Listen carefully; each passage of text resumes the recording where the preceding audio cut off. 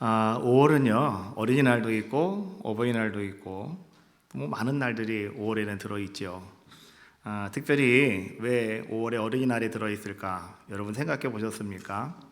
여러분의 자녀들을 정말로 하나님 앞에서 맡기고 그들에게 하나님 말씀을 잘 양육함으로 말미암아서 하나님께서 오늘 이 시대에 쓰시는 사람을 만드는 것이 여러분들이 해야 될 일입니다라고 하는 거 알려주시려고 어린이날 만들어 놓으신 거예요.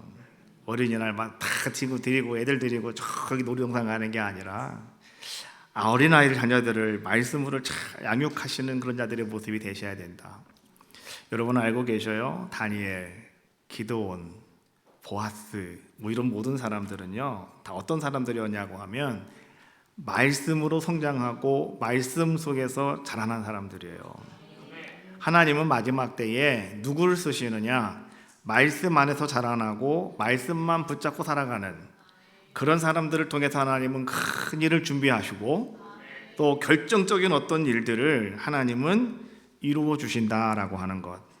여러분 자녀들이요 그런 아름다운 자녀들이 될 수 있도록 정말 하나님 말씀으로 여러분들이 잘 양육하시기를 주님의 이름으로 축복합니다.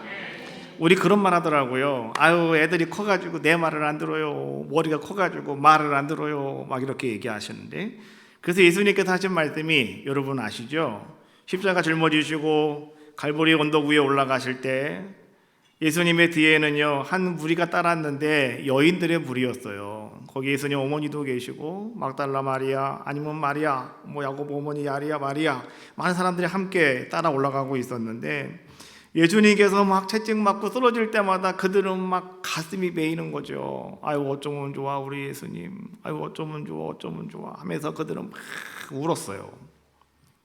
안타까움의 눈물이죠. 안타까움의 눈물. 어떻게 하면 좋을까?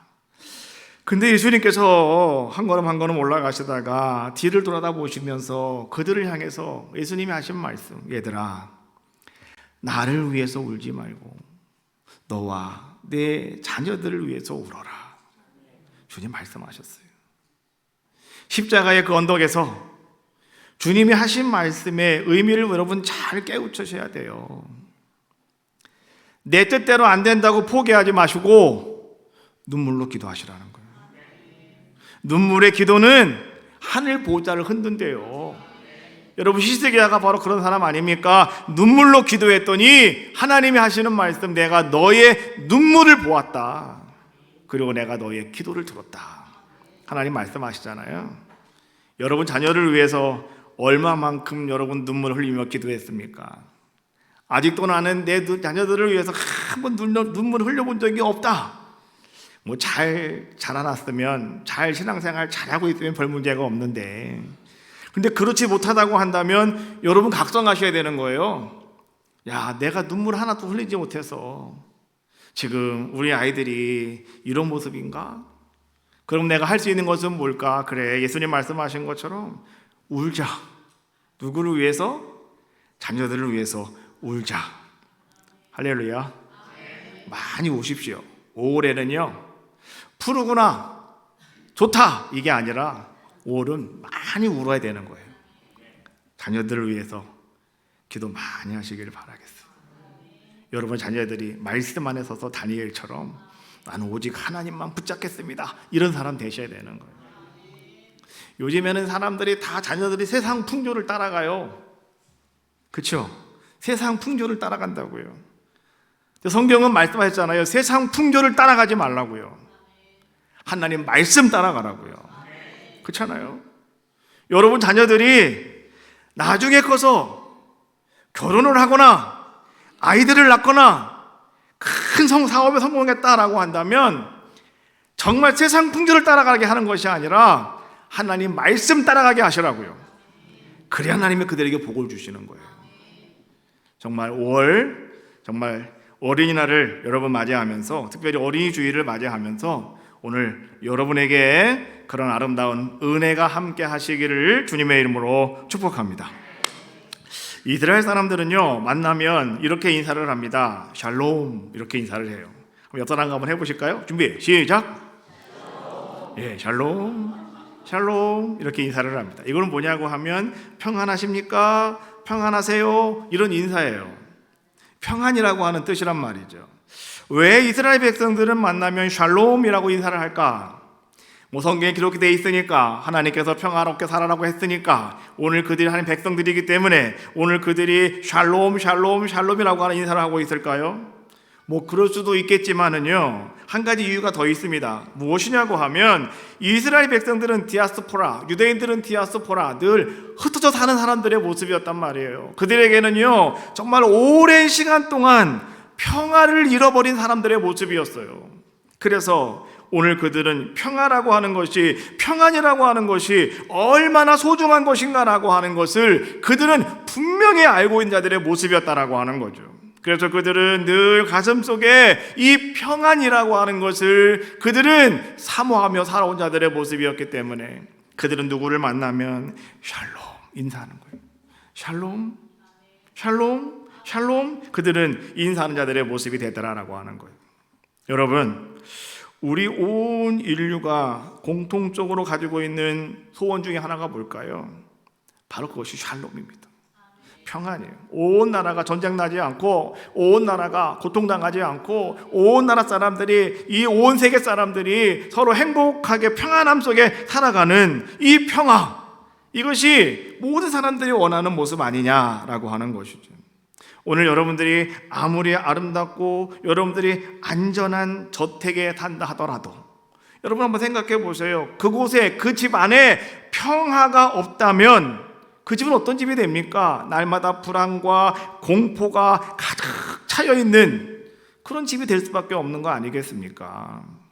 또 오늘 여러분들이 아무리 아름답고 안전한 저택에 여러분들이 살고 있다 하더라도 항상 그 집 가운데, 그 집 안에 이런저런 분쟁이 있다면 그것은 뭡니까? 바로 오늘 여러분들이 감옥이나 지옥에 있는 것 같은 그런 우리들의 모습이 되지 않겠는가라고 하는 거예요. 시편 122편 6절 말씀해 보니까 성경 이렇게 말씀해 주고 있어요. 예루살렘을 위하여 평안을 구하라. 예루살렘을 사랑하는 자는 형통하리로다. 예루살렘은 과연 뭐를 상징하고 있는 것일까? 여러분, 시편 121편 그리고 시편 122편은요 성전에 올라가는 기도라고 하는 부제가 어떤 분은 성경책에 써 있을 거예요. 성전에 올라가는 노래, 성전에 올라가는 노래. 그래서 내가 눈을 향하여 산을 보리라. 나의 도움이 어디서 올까? 나의 도움이 천지를 창조하신 여호와 하나님에게서로다. 시편 121편 1절에 있는 말씀이잖아요. 여호와는 너를 지키시는 자라. 그 하나님이 여러분들을 지켜주신다고 그러잖아요. 그런데 오늘 여기서 산을 바라보는 것은 뭘 바라보는 거예요? 시온성? 예루살렘 성? 이것이 아니라 그 시온성 위에, 예루살렘 성 위에 가장 중심에 자리 잡고 있는 예루살렘 성전을 바라보면서 그들은 예루살렘 이야기하고 있는 거예요. 우리가 비 내리시네 찬양할 때 우리 옛날에 많이 했죠. 예루살렘아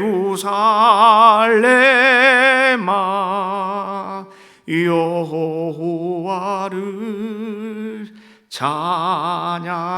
찬양할지어다. 내 하나님을 감사함으로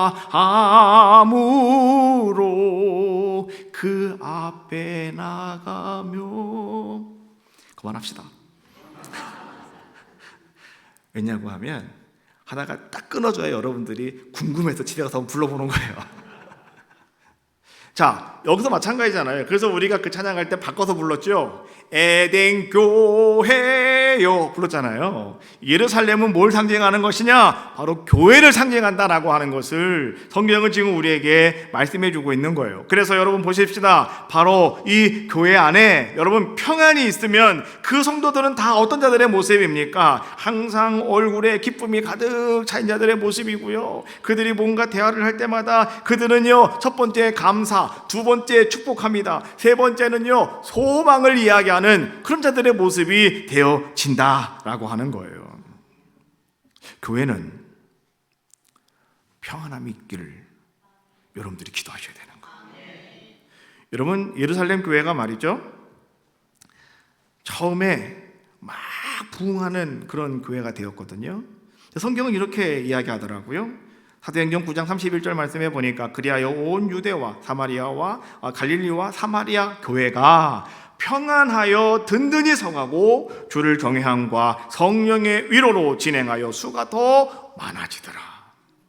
유대에 있는 교회들, 갈릴리에 있는 교회들, 사마리아에 있는 모든 교회들이 수가 점점 많아졌다는 거예요. 그런데 그 앞에 뭐라고 말씀해 주고 있어요? 평안하여. 평안이라고 하는 것이 그 교회 안에 가득 차니까 점점점 든든히 서가게 되고, 이후에는 많은 사람들이 모여서 그 부흥의 아름다운 역사를 이루는 아름다운 축복의 교회가 되었다. 성경 말씀해 주고 계시는 거예요. 우리가 어릴 때 교회 가서 그림을 그릴 때 말이죠, 교회 한번 그려봅시다. 그림 그려요. 그러면 항상 다 교회를 많이 그리죠.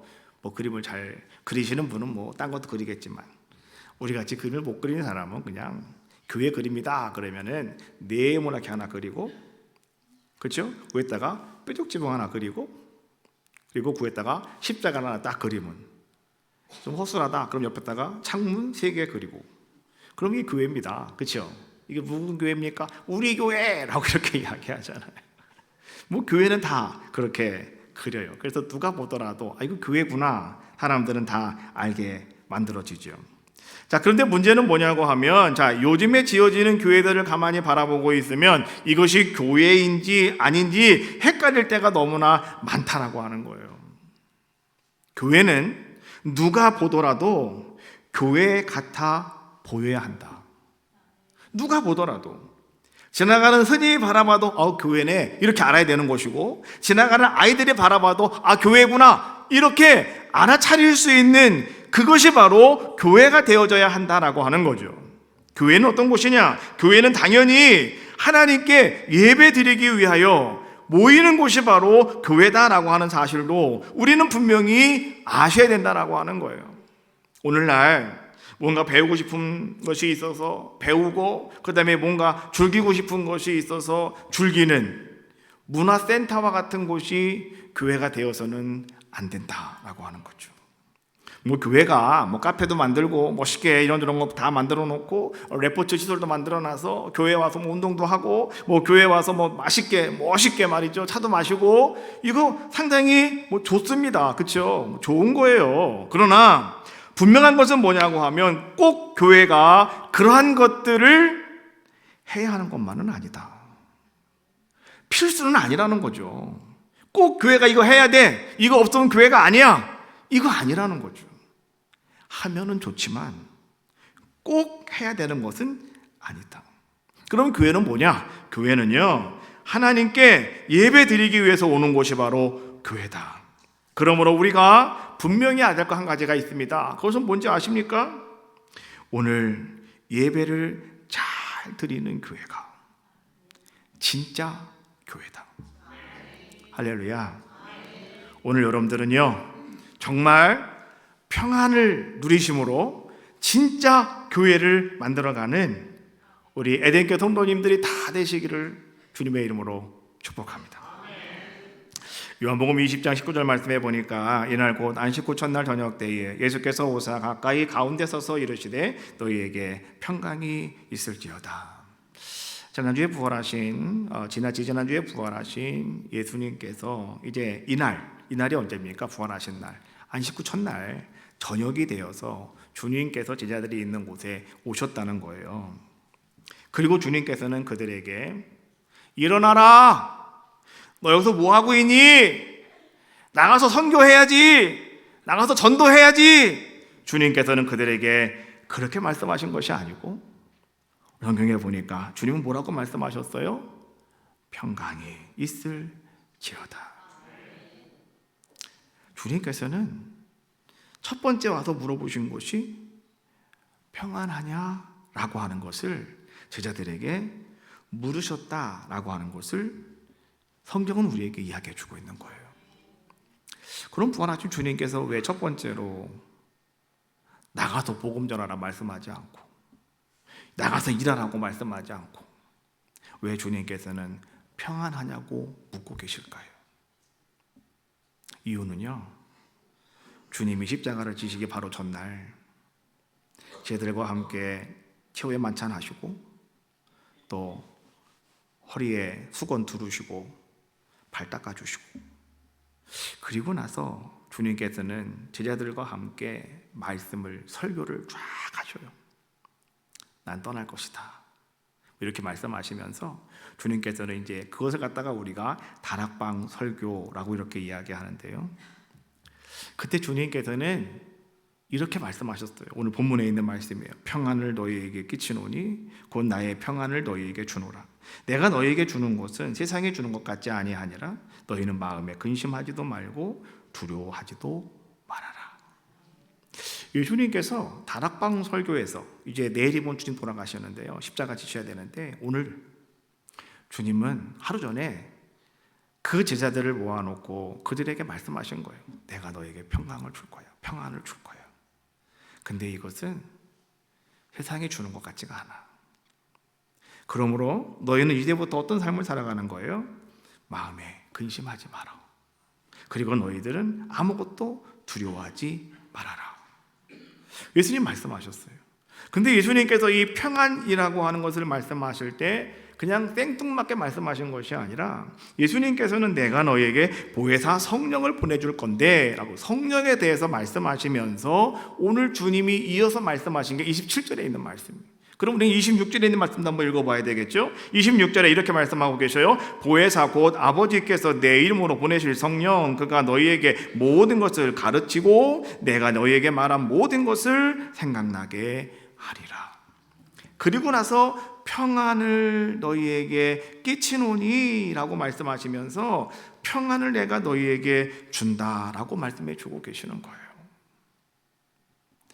평안을 너에게 주노라.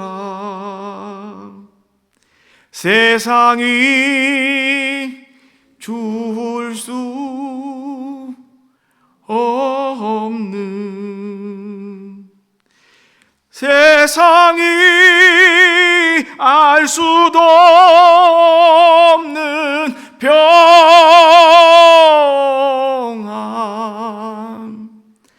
평안, 평안, 평안을 내게 주노라.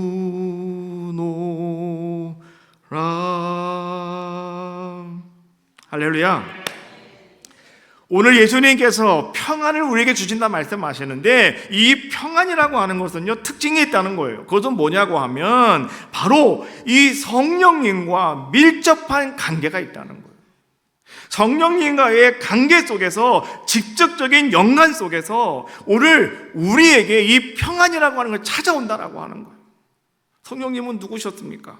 오늘 26절 말씀해 보니까 모든 것을 가르치시고 모든 것을 생각나게 하시는 분, 바로 그분이 성령님이시다라고 말씀해 주고 계시잖아요. 다시 말하면 그 성령님이 오늘 여러분들과 함께 할 때 우리에게는 평안이 온다는 거예요. 그 평안을 여러분들이 느끼며 간직하고 살아갈 수 있는 귀한 자가 될 수 있다는 거죠. 그럼 성령과 함께 할 때 주시는 평안이라고 하는 과연 뭘까? 여러분, 시카고에 호레이쇼 스페포드라고 하는 사람이 살고 있었습니다. 이 사람은요, 변호사였습니다. 근데 너무 유능한 사람이었어요. 돈을 엄청나게 많이 벌 성공을 했습니다. 43세에 그는 시카고의 최고급 호화 별장을 짓는 그런 자의 모습이었다고 그래요. 그래서 온 식구가 시카고의 초호화 별장에 가서 생활을 하는, 43세에 그 정도면 출세한 거죠. 성공한 거죠. 그런데 말이죠, 1871년 10월 8일 날 시카고에 대화재가 발생이 됐대요. 10일까지 3일 동안 이 막 대화재로 말미암아서 모든 것들이 다 타고 사람들이 많이 죽었는데요, 한 300명 이상 죽었다고 합니다. 그리고 10만 명 이상의 이재민들이 발생했답니다. 집을 잃어버리고 10만 명 이상이 그런 엄청난 대화재 사건을 맞이하게 되었을 때, 그때 이 사람도 그 호화 별장이 다 불타버렸고 자기의 아들 하나 있는 아들이 그만 이 하마에서 죽음을 당했대요. 얼마나 마음이 아프겠습니까? 그러다 보니까 그의 아내가 병에 걸려버리고 말았어요. 시름시름 앓고 있는 거예요. 그래서 오늘 이 스패포드가, 그래 우리 식구 여행을 한번 갔다 오자. 그래서 좀 기분 전환하고 다시 한번 힘을 내자. 뭐 이래가지고 말이죠, 이제는 내 딸과 아내를 이제 데리고 여행을 출발하려고 하는데, 이분이 무디 목사님 알고 계시죠? 이 무디 목사님 교회에서 이분이 재정 관리를 맡고 있었대요. 그러다 보니까 자기는 주일이 끝난 다음에 출발할 수가 있는 거예요. 그래서 뭔지 아십니까? 찬송가 413장 내 평생에 가는 길, 이 찬송이라는 거예요. 내 평생에 가는 길 순탄하여 늘 잔잔한 강 같든지, 큰 풍파로 무섭고 어렵든지 나의 영혼은 늘 편하다. 내 영혼 평안해. 내 평생에 가는 길 순탄하여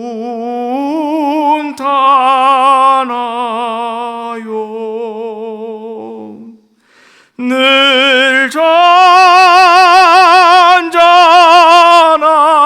강 같든지 큰 풍파로 무섭고 어렵든지. 아멘. 너무 처음에 높게 나갔더니. 이렇게 찬송을 부를 때 여러분 얼마나 평안함이 느껴지십니까? 나는 찬송가 부를 때 평화라고 하는 찬송을 생각할 때마다 떠오르는 찬송이 바로 그거예요. 그렇지 않습니까? 아마 여러분들도 혼자서 조용조용 하시면서 아마 그 찬송 많이 부르실 것 같아요. 근데 그 찬송이 그런 상황에서 그 찬송이 고백이 되어졌다는 거죠. 과연 우리 같으면 그렇게 할 수 있을까? 할 수 있어요. 성령님 여러분과 함께 하시면, 성령이 주시는 평안이 여러분들에게 임한다면 오늘 우리들도 똑같이 그렇게 찬양할 수 있는 귀한 자가 될 수 있다는 거죠. 오늘 본 말씀 다시 한번 주목해 보면은요, 이렇게 말씀을 하고 있어요. 나의 평안을 너희에게 주노라. 내가 너희에게 주는 것은 세상이 주는 것과 같지 아니하다. 여러분, 세상이 주는 평안이라고 하는 것은요, 다 일시적인 것들이에요. 나 돈이 없어요. 내가 돈 줄게. 그럼 잠깐만 기쁜 거예요. 잠깐만 평안이죠. 건강, 이것도 내가 건강 회복하는 것도 잠깐이에요. 그렇지 않습니까? 내가 성공했다. 그것도 잠깐이에요. 일시적인 평안이 우리에게 찾아올 수밖에 없죠. 그러나 오늘 예수님께서 우리에게 말씀하시는 이 평안이라고 하는 것은 어떤 것이냐? 여러분의 모든 상황을 초월하는 내적인 안정감이고, 이것은 더 나아가서 뭐냐고 하면 하나님과의 아름다운 관계 속에서 성령님과 함께 동행하는 삶 속에서 나에게 찾아오는 평안, 이것을 오늘 예수님께서는 우리에게 말씀해 주고 계시는 거예요. 평안이라고 하는 것은 여러분 어떻게 가서 내가 얻어오는 것이 아닙니다. 평안이라고 하는 것은 뭐냐고 하면 내가 어떤 상황 속에 있다 하더라도 오늘 여러분들이 나와 함께 거하시는 성령님과 여러분들이 함께 할 때 세상이 주지 못하는 그것을 여러분들에게 줄 수 있는 것이 무엇이냐? 바로 그것이 평안이라는 거예요. 오늘 예수님 말씀하신 게 바로 그거예요. 오늘 주님은 여러분들에게 이 약속의 말씀을 여러분들에게 주고 계시는 거예요. 나 오늘부터 평안해지고 싶어, 나 오늘부터 평안하게 살 거야 라고 한다고 해서 여러분들에게 평안함이 찾아오는 게 아니라는 거죠. 그렇지 않습니까? 나 오늘부터 기쁘게 살 거니까 나 건들지 마. 나 오늘부터 행복하게 살 거니까 나에게 시비 걸지 마. 근데 그렇지 않아요. 나는 화 안 내려고 해도 옆 사람이 하는 걸 보면 눈이 뒤집어지는데 어떻게 해 이거를. 그렇잖아요. 마음에서 막 불나는 걸 내가 어떻게 하냐고 이거를. 그러니까요 우리는 참을 수가 없는 거예요. 내가 암만 마음 먹는다고 되는 것이 아니다. 그래서 이 평안이라고 하는 것은요 하나님이 주시는 선물이에요. 하나님 주시는 선물. 요한복음 20장 21절에 예수님이 이렇게 말씀하십니다. 너희에게 평강이 있을지어다. 아버지께서 나를 보내신 것 같이 나도 너희를 보내노라. 이 말씀을 하시고 그들을 향하사 숨을 내쉬며 이르시되 성령을 받으라. 아버지께서 나를 보내신 것처럼 이제 내가 너희에게 평강이 있을 것인데 하나님이 나에게 너희에게 나를 보내줬던 것처럼 나도 이제 성령님을 너희에게 보내줄 거야. 그럼 너희들은 평안함이 있을 거야. 예수님이 그 말씀하시는 거거든요. 이 말씀을 하시고 뭐라고 했습니까? 그들을 향하사 숨을 내쉬며 많은 분들은 이 숨을 내쉬는 걸 가지고 잘못 이해하시는 분들이 있어요. 아이고 이런 제자들아 내가 답답해 죽겠다. 내가 그렇게 얘기했는데 물 꽁꽁 걸어담그고 막 커튼 다 치고 앉아가지고 얘네 뭐하고 있는 거냐 이러면서 주님께서 오셔가지고 아이고 이게 아닙니다. 예수님께서 그들을 향하사 숨을 내쉬며 라고 하는 것은요 하나님이 천지를 창조하시고 흙으로 사람을 빚으시고 그 코에 생기를 후 하고 불어넣으셨더니 살아있는 생명이 되더라. 할렐루야. 예수님은 그 행위를 지금 하고 계시는 거예요. 오늘 두려움에 떨고 있는 제자들에게 오늘 주님은 내가 너에게 평강을 줄 거야. 하나님이 나를 너에게 보내셨던 것처럼 나도 이제 너에게 성령을 보내줄 거야. 성령을 받아. 성령이 너희와 함께 하시면 너희는 평안함이 임할 거야. 그러면서 그들에게 성령의 바람을 불어주시는 거예요. 오늘 여러분들에게요 하나님께서 주님께서 여러분들에게 성령의 바람을 여러분들에게 향하사 여러분들에게 불어주실 줄로 믿어요. 오늘 여러분 이제 성령이 여러분들과 함께 하시니 우리는 어떤 삶을 살아가면 되는 겁니까? 성령님과 함께하는 성령이 우리에게 주시는 평안함이 무엇인가를 오늘 여러분들도요 고백하시는 귀한 시간 되시기를 주님의 이름으로 축복합니다. 시편 4편 8절 말씀에 내가 평안히 눕고 자기도 하리니 나를 완전히 살게 하시는 이는 오직 여호와이시니이다 라고 말씀해 주고 있어요. 평안히 눕고 잠을 잘 자게 하시는 분이 누구시다? 그분도 오직 하나님이시다라고 하는 거예요. 하나님께서 우리에게 주시는 것들이다라고 하는 거예요. 성령께서 우리와 함께 하실 때 우리는 평안함으로 말미암아서 잠도 잘 주무실 수가 있는 거예요. 그래서 하나님께서 뭐라고 말씀하셔요? 하나님이 사랑하는 자에게 뭘 주신다고요? 밥을 주신다고 그러잖아요. 하나님을 사랑하는 자에게 하나님이 뭐를 주신다고요? 빵도 주신다고 그러잖아요. 그런데 가장 중요한 거 잠을 주신대요. 할렐루야. 하나님께서 오늘 여러분들에게 풍성한 잠을 주실 줄로 믿어요. 어떤 분은요 나는 하나님이 나를 너무 사랑하셔서 나는 새벽에 못 일어나요. 그래서 새벽에 못 나와요. 그렇게 하지 마시고 하나님을 사랑하는데 하나님께서 그 시간 되면 깨워주시더라니까요. 예? 제 조카가 목사 안수 받았는데 그러더라고요. 이제는 새벽 되면 그냥 이제 이거 소리 안 울려도 그냥 깨지던데요? 이렇게 얘기하더라고요.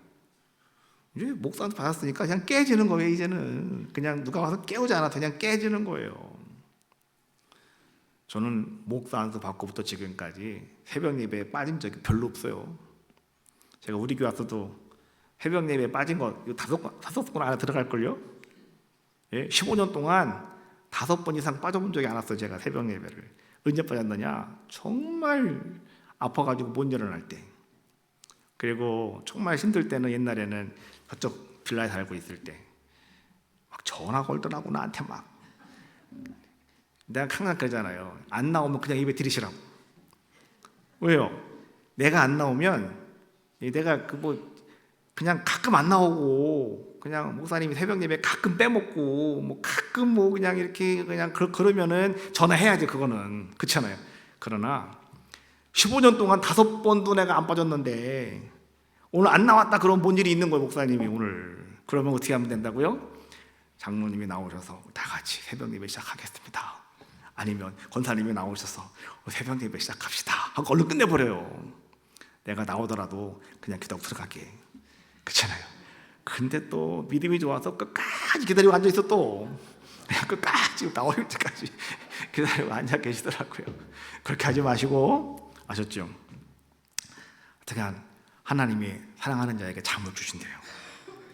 자, 여러분, 그럼 우리가 이제 마지막으로요, 이 평안을 얻는 비결이 그럼 과연 뭘까라고 하는 건데요. 첫 번째는요, 주님이 나와 함께 하심을 믿는 자가 되시면 되는 거예요.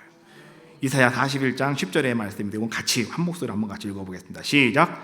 두려워하지 말라. 내가 너와 함께 함이니라. 놀라지 말라. 나는 내 하나님이 됨이라. 내가 너를 굳세게 하리라. 참으로 너를 도와주리라. 참으로 나의 의로운 오른손으로 너를 붙들리라. 오늘 이 말씀이 어떤 분에게 지금 아주 세게 다가가신 분 계셔요. 그분 그 말씀 꽉 붙잡으시면 됩니다. 예? 나에게 좀 이 말씀이 세게 오신 분이 계시면 그냥 꽉 붙잡으세요. 그냥 흘러가는 말씀이 아니고 나에게 주시는 말씀이에요. 다윗은 말이죠, 내가 사망의 음침한 골짜기 속에서도 나는 두려워하지 않는다. 그는 이야기해요. 왜요? 이유는 간단하더라고요. 바로 주님의 능력의 지팡이가 나를 안전하게 지켜주시고 이 모든 상황 속에서 하나님께서 나와 함께 해주심을 그는 믿었기 때문에 그러는 거예요.